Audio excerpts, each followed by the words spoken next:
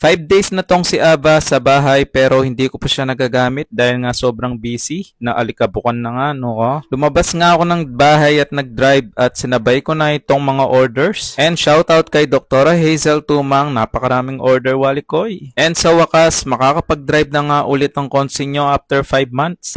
Ayan, so habang palabas po muna ako sa barangay namin, wala pa naman tayo sa highway. Medyo mabagal lang po natin. Takbong pogi lang muna. May good news po tayo. Simula next month, mag-iikot na po kami around Pampanga. Ikutin namin yung mga stores, mini stores, yung mga parang convenience stores na susuplayan namin ng peanuts and cornix. Ayan, so mag-CPN na po lahat ng may gusto or lahat ng gustong mag-resell. Tapos maglalabas po kami ng smaller version, like kalahati po ng packaging na meron tayo ngayon. So around 200 or 250 grams, mga ganun, na magiging available lang sa inyo, sa mga resellers. Sa mga malalapit, yun nga, i-deliver po namin. Meron gagawa tayo ng schedule, at least once a week mag-iikot po tayo. Mamimigay tayo ng libreng wrap, pero syempre may minimum order doon para makabili tayo ng libreng.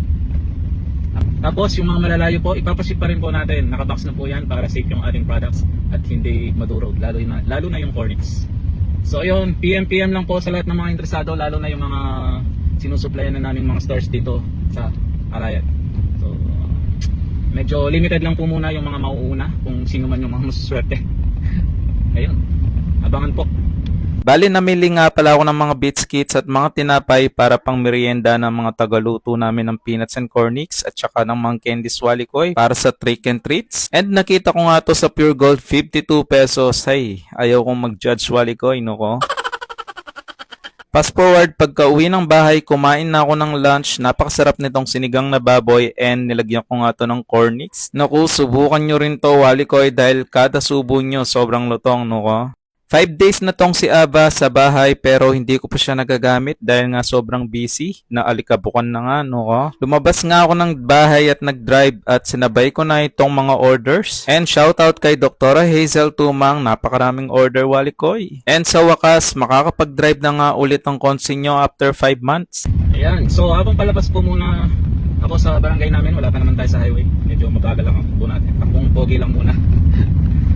May good news po tayo. Simula next month, mag-iikot na po kami around Pampanga.